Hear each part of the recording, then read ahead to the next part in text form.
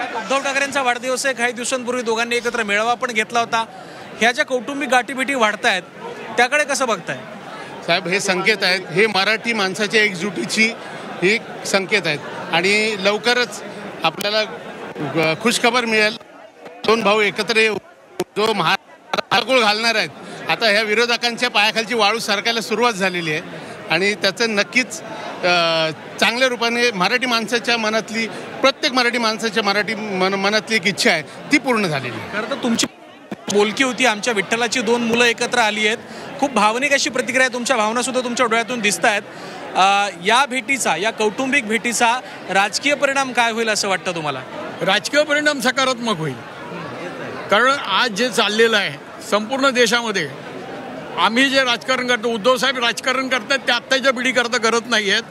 आमची तिसरी पिढी जी येते आहे, तिसऱ्या पिढीला भयमुक्त वातावरणामध्ये आणि लोकशाहीमध्ये या ठिकाणी जगता यावं म्हणून उद्धव साहेब त्या ठिकाणी हे करतायत, संघर्ष करतायत आणि त्याच्याबरोबर राजसाहेबांची तगडी ताकद उभी राहिलेली आहे आणि ह्या ताकदीच्या जोरावर संपूर्ण फासिस्ट शक्तींचा नाश करून या ठिकाणी परत लोकशाहीचा उदो होईल ही आमची भावना आहे. शेवटचा उद्धव ठाकरेंचा मातोश्रीवरती आला आज उद्धव साहेबांना 65व्या वाढदिवसाच्या निमित्तानं.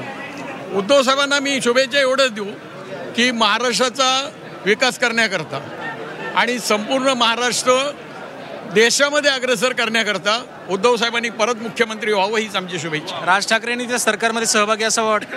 नक्कीच नक्कीच नक्कीच.